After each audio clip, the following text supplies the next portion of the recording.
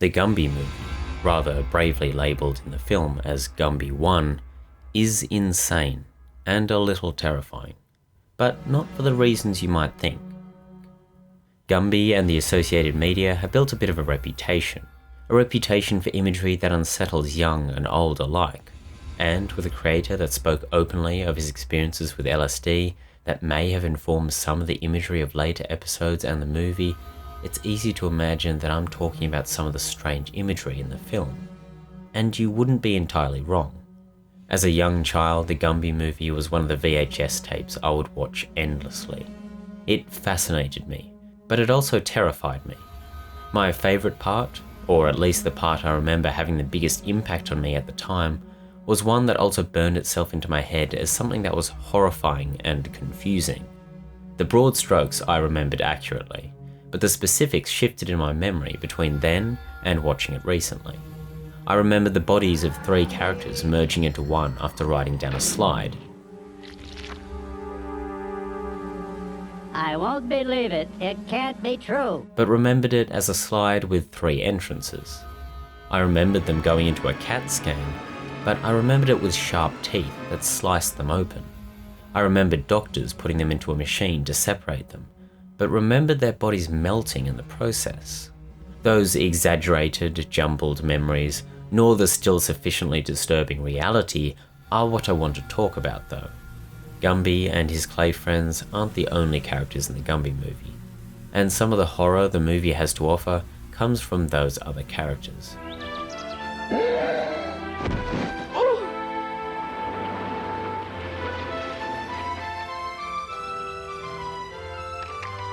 Are you okay, lady? I guess I'm all right. Oh! Did a car hit you? No, I just learned the loan company is taking away our farm. This was not what I remembered from this film.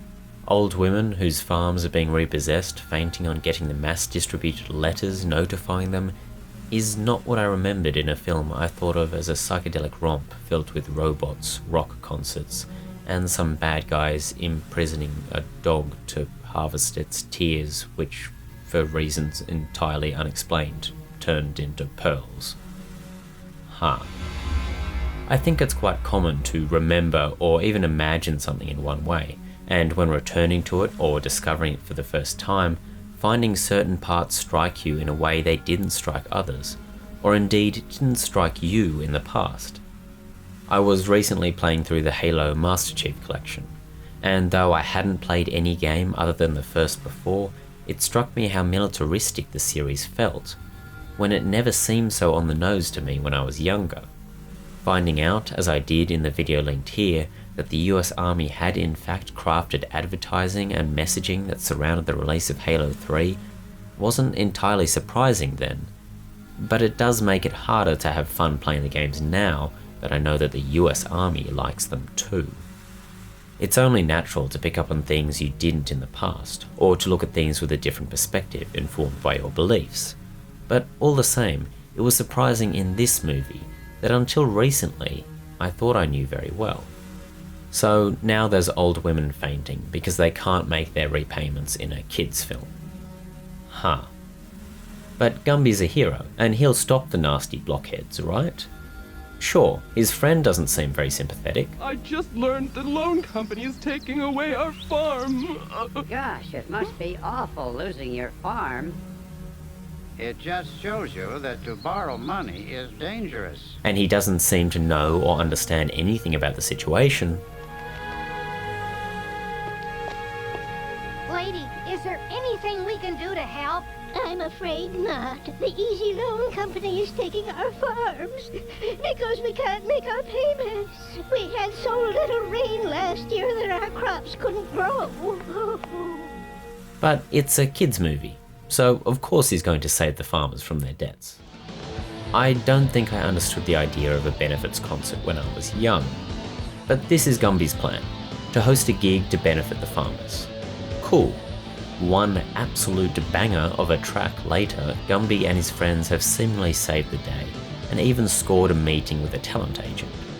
My name's Lucky Claiborne.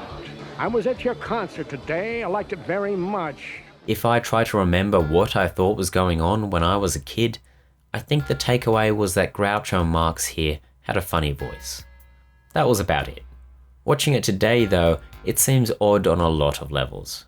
You're trained to see morals communicated through films like these, so seeing the villains of the film having a picnic at the benefit concert for the people they victimized seems strange, but so too does a dog crying pearls, so sure, why not?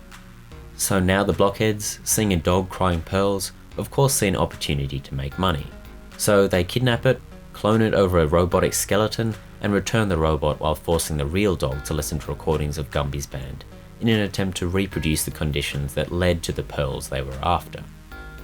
It doesn't work though, so next they plan to kidnap all of the band members, clone them, and program them to play for the dog, which also doesn't work, and sets off a chase sequence between Gumby and Gumby's robotic clone.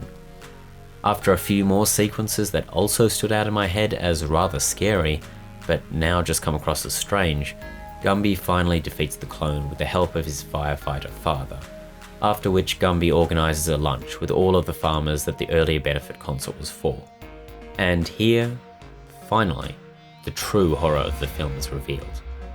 I don't think Gumby knew what he was doing when he set up the benefit concert. I think he thought he was helping them, that he was going to save decent people from the evils of the stand-ins for greedy corporations. But somewhere in his fight with the blockheads, he got a bit confused. This party wasn't a celebration of saving the farmers from a predatory loan company.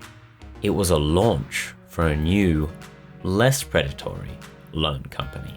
With the money from the videotapes and from these pearls, we can make loans to help save a lot of farms and send the kids to college.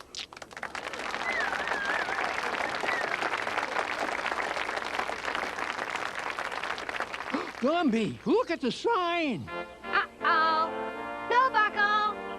Yeah? You forgot the decimal point.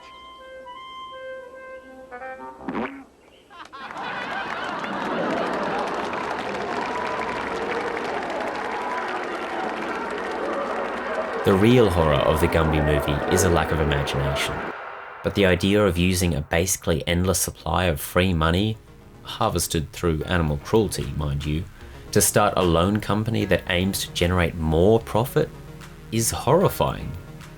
In a world where money might as well grow on trees, there's something awfully sad about its creators failing to imagine someone starting a company purely for the benefit of its customers.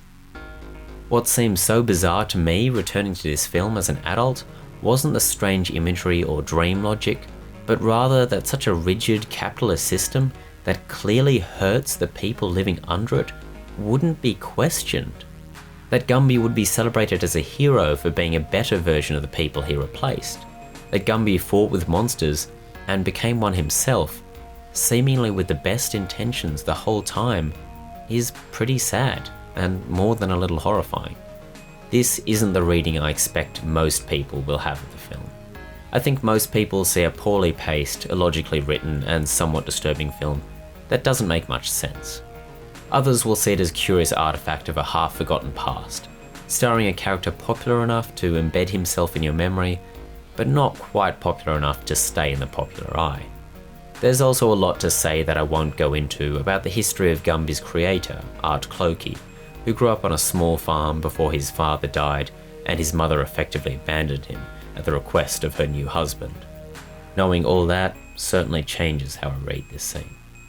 Gumby himself, meanwhile, is a strange mixture of spiritualism and religious values, created by a man with a rather complicated history of both.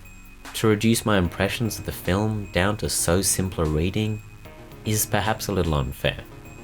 I loved the Gumby movie as a kid, and now as an adult, it still possesses a strange magic born of a nostalgia for when I first watched it and the wild imagination that birthed it.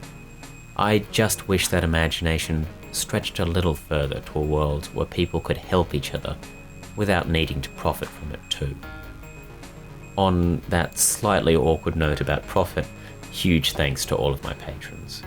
Patrons get early ad-free access to videos and behind-the-scenes information, as well as occasional pieces of original music I've made for this channel. As always, cheers. Have a good one.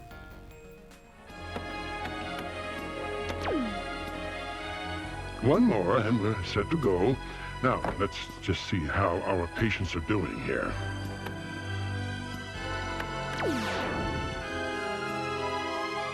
I'm scared. Wait till you see the hospital bill.